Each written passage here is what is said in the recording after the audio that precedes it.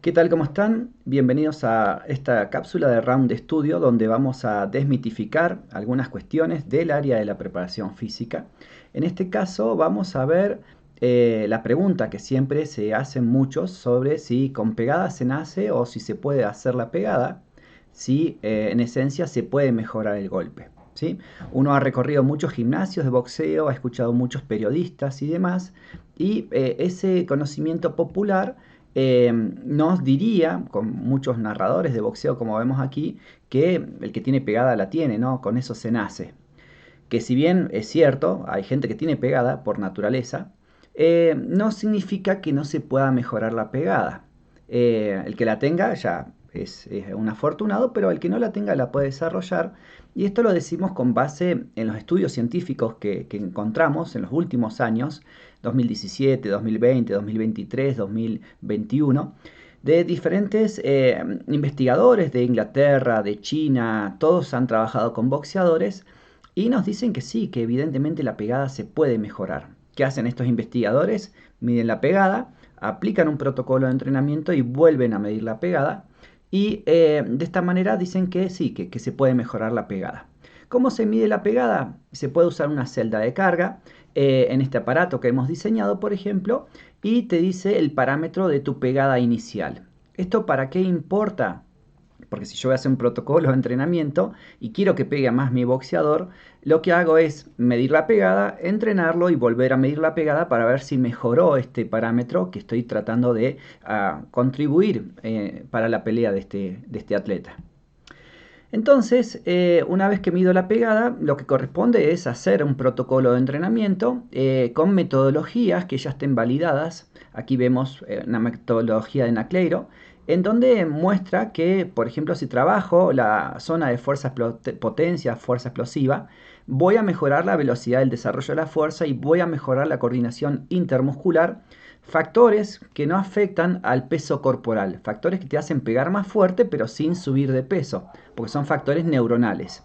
Entonces, con estas metodologías que te dicen a qué intensidad trabajar, o sea, cuánto peso ponerle, a cuántas repeticiones y cuántas series y cuánta pausa, uno hace el protocolo de entrenamiento y lo lleva a lo largo del tiempo, ¿sí? Empezando lejos de la pelea con grandes cargas y luego bajando las cargas e incrementando las aceleraciones. Comenzamos con ejercicios generales, luego ejercicios especiales y luego ejercicios específicos cerca de la pelea. O sea que cerca de la pelea no vamos a usar pesas. Por ejemplo, podemos usar el press de pecho en la preparación general como uno de los ejercicios. Luego vamos a derivados de levantamiento olímpico, el empuje de la barra esa vertical que se llama landmine.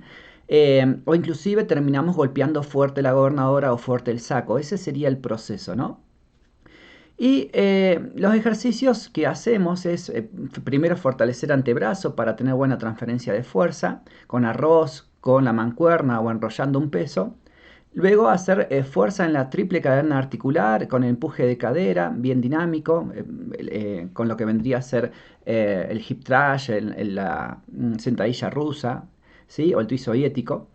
Y también en lo que vendrían a ser derivados de levantamiento olímpico o landmine para transferir fuerza de miembros inferiores a miembros superiores, que es la esencia del golpeo.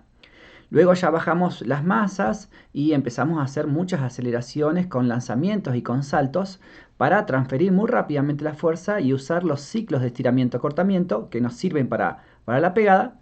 Y finalmente terminamos con estos ejercicios de golpeo, de yunque, con marro, ¿no? Con mandarria o la gobernadora para poder entonces mejorar la pegada.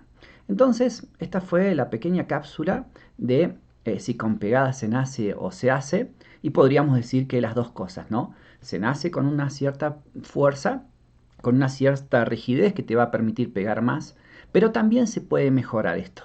Entonces, para eso existe las ciencias del ejercicio físico, en donde con metodologías y un programa de entrenamiento podemos incrementar un poco esta pegada, que claro, que si ya está alta, va a ser un knockout seguro, pero que si no está alta, hay que trabajar a lo largo de los rounds para ir generando daño y poder noquear con el paso de los golpes. Así que seguimos con Iván en esta cápsula que fue los mitos sobre la preparación física en el boxeo.